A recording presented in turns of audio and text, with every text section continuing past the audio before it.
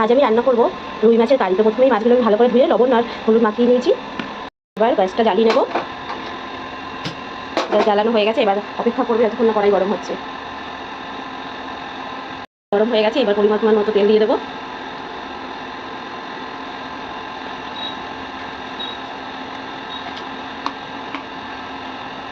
তেল আমাদের গরম হয়ে গেছে, এরপর এক এক করে মাছগুলো দিয়ে দেবো।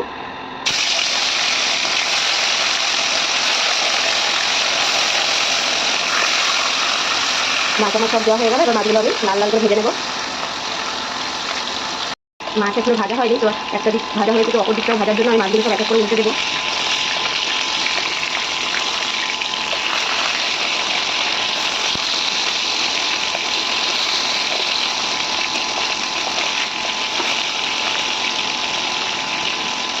মাছগুলো সব এক এক করে উল্টে দিলাম।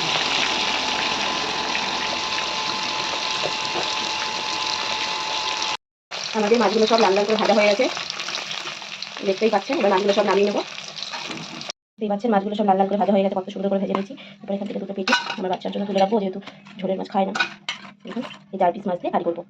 আমি আর বেশি তেল দিচ্ছি না, মাছ ভাজা তেল দিতে কারি করে নেবো। প্রথমে দিয়ে দিলাম তেজপাতা, এরপর দিয়ে দেবো পরিমাণ মতো কালো জিরে। তেজপাতার কালো জিরেটা একটু ভাজা হয়ে গেলে হালকা করে নাড়িয়ে নেবো। তার মধ্যে দিয়ে দেবো কুচো করে রাখা পেঁয়াজ কুচি।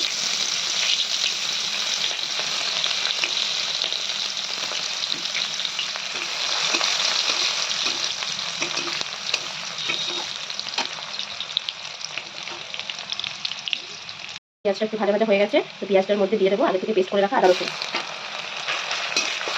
আদা রসুন দিয়ে ভালো করে নাড়িয়ে নেবো। একটু কমে নিচ্ছি।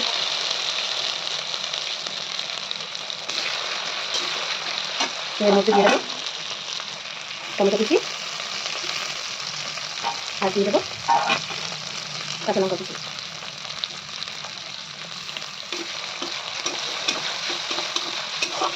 এরপর এর মধ্যে দিয়ে দেবো পরিমাণ মতো জিরের গুঁড়ো, লঙ্কার গুঁড়ো, নুন এবং হলুদ গুঁড়ো।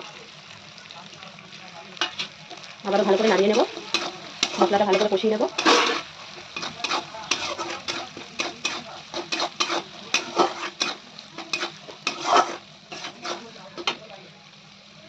মশলা আমাদের প্রায় কষানো হয়ে গেছে, তো মাছগুলো দিয়ে দেবো। মাছগুলো দিয়ে আবারও ভালো করে মশলাটা কষিয়ে নেবো।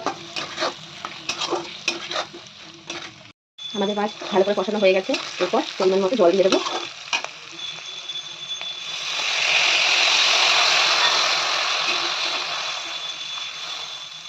যতক্ষণ না জলটা ভালো করে ফুটছে ততক্ষণ পর্যন্ত হতে দেবো। মাছের ঝোল প্রায় ফুটে উঠেছে, দেখতেই পাচ্ছেন। এবার আমি আবারও নামানোর আগে দুটো কাঁচা লঙ্কা ছিঁড়ে দিয়ে দেবো।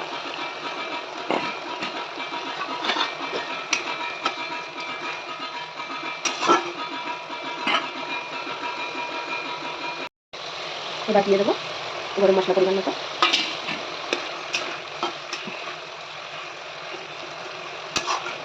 আর একটুখানি ফুটিয়ে দেবো, তাহলে তৈরি হয়ে যাবে আমাদের মাছের কারি।